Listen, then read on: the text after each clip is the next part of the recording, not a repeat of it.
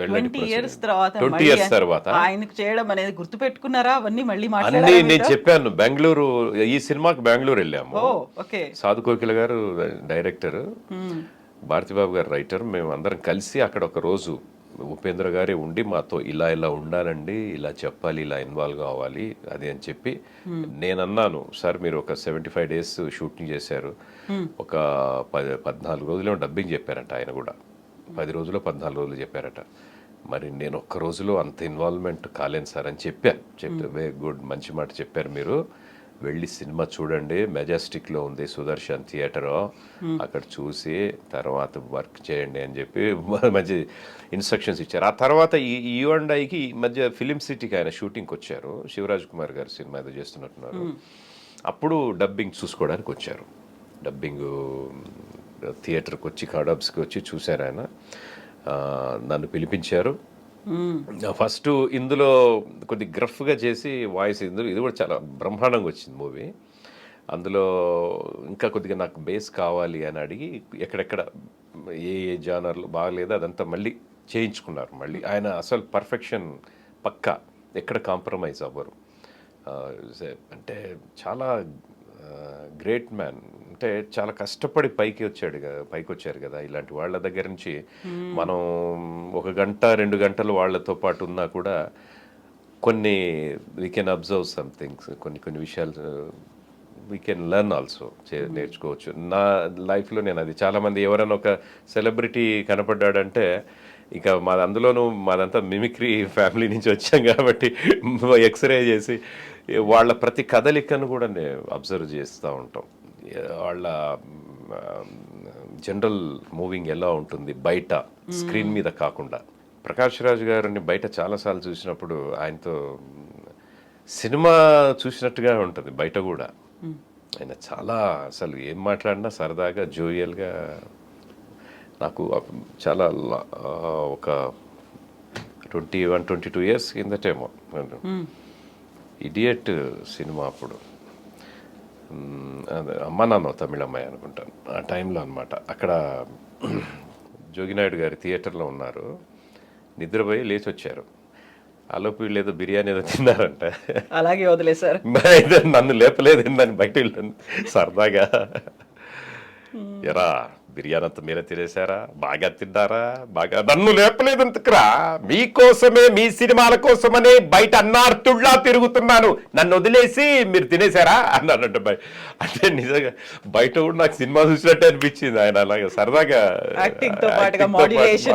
పాటుగా. ఆ తర్వాత ఈ మధ్య ఇంటింటి రామాయణం అనే ఒక సినిమా చేశారు, దానిలో ఆయనే ఉండి డబ్బింగ్ చేయించుకున్నారు. నాకు తర్వాత సినిమా డబ్బింగ్ తర్వాత కాసేపు మాట్లాడారు. ఆయన తెలుగు అంటే చాలా ప్రేమ, ఎన్నో పుస్తకాలు చదివారు ఆయన.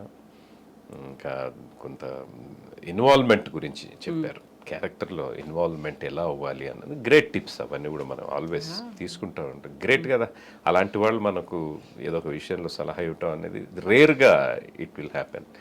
కాబట్టి అట్లా ఎన్నో ఇన్ని రకాల సినిమాలకి ఇంతమంది గొప్ప గొప్ప ఆర్టిస్టులకి చెప్పిన తర్వాత పఠాన్ మూవీకి షారుఖ్ ఖాన్కి చెప్పడం అదొక రేర్ ఆపర్చునిటీ, అది కూడా కదా. రైట్.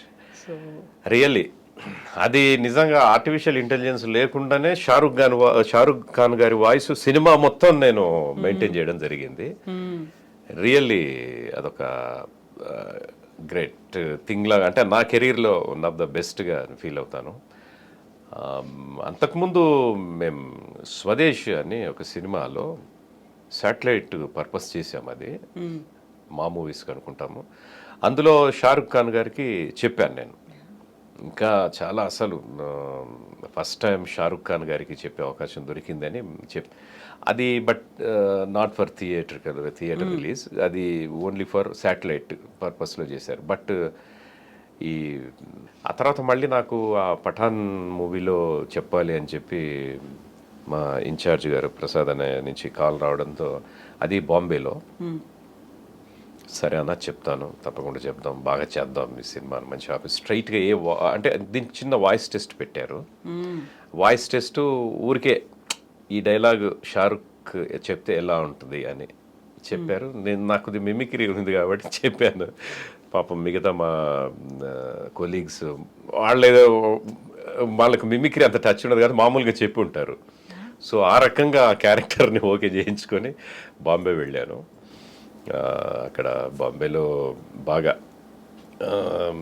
ఒక 4 రోజులు బాగా హెవీ క్యారెక్టర్. అంతకుముందు ఏంటంటే ఆయన సినిమాలు చూసినప్పుడు మాకు మిమిక్రీ బాగా ఒక ఇన్స్పిరేషన్ ఉండి, హిందీలో మనకి బాగా రికగ్నైజ్డ్ అంటే బచ్చన్ సాబ్ గారి తర్వాత షారుఖ్ వాయిస్ బాగా ఎవరిబడి हाँ माँ मैं तुम्हारा पास आ रहा हूँ माँ, तुम्हारा बहू के लेके आ रहा हूँ माँ, क्या करते घर तुमने मेरे जिंदगी में क्या किया, मैंने अब जो कर रहा है उसकी तरफ से कर रहा हूँ. మామూలుగా అలాగా ఉంటుంది. అంటే డైలాగ్ అంతా ఫ్లూయెంట్ గా అనిపించదు, అక్కడ మధ్యలో బ్రేక్స్ ఉంటాయి, ఎక్స్ప్రెషన్స్ ఉంటాయి, ఎక్స్ప్రెషన్స్ ఉంటాయి.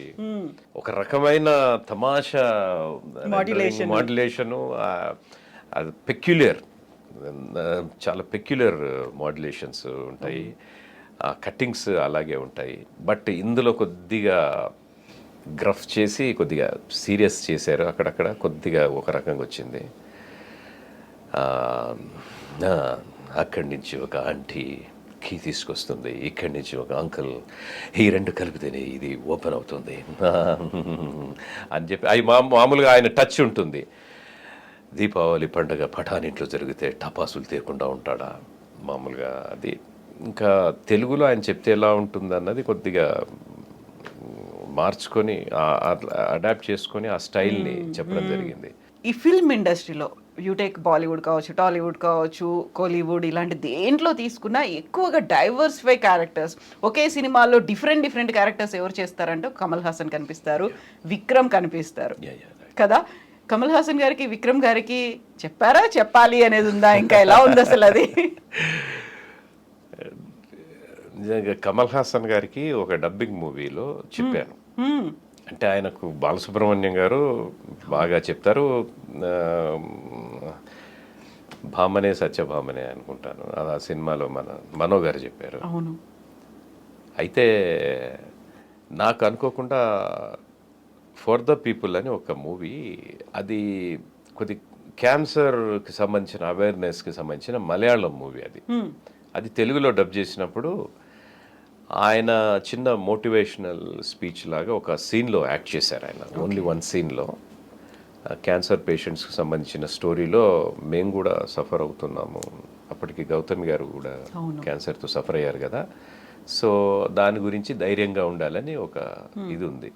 అక్కడికి వెళ్ళిన తర్వాత అది ఎలా చెప్దాము, ఇంకొక సినిమా కూడా చెప్పాను, ప్రభు గారు వాళ్ళ ఓన్ బ్యానర్లో చేశారు, మన శివాజీ గణేశన్ గారు అబ్బాయి ప్రభు గారు, అందులో గురూజీగా ఒక 4 సీన్ల వేషం అనమాట. అది కూడా చెప్పాను, అది రిలీజ్ కాల, బట్ ఇది అయ్యింది, రిలీజ్ అయింది. అప్పుడు అక్కడికి వెళ్ళినప్పుడు అనుకున్నాం, బాలసుబ్రహ్మణ్యం గారు లాగా చెప్దామా లేకపోతే కమల్ హాసన్ గారు ఒరిజినల్ వాయిసే చెప్దామా, ఎలా చెప్తే బాగుంటుంది అని అన్నాడు. లేదు కమల్ హాసన్ గారి వాయిస్తోనే వెళ్దామని. ఈ క్యాన్సర్ అనేటటువంటిది ప్రమాదకరమైనటువంటిది, కానీ తగ్గే వ్యాధి, తగ్గకూడని లక్షణాలంటూ ఏముండవు, అదంతా మన మీద ఆధారపడి ఉంటుంది. మా ఇంట్లో కూడా నేను ఎంతో సఫర్ అయ్యాం, కానీ దానికి తగ్గ చికిత్స తీసుకుంటే మనిషి ఆయు ప్రమాదం పెరగడమే కాకుండా మరికొత్తకాలం ఆనందంగా బతికే అవకాశం. అది కొద్దిగా అలాగా దాన్ని ఆయన వాయిస్తూనే చేసాం. ఇంకొక సినిమాలో కూడా అది చాలా సరదాగా ఉంది, బట్ అన్ని డైలాగ్స్ మనం కొద్దిగా పాపులర్ డైలాగ్స్ గుర్తుంటాయి కానీ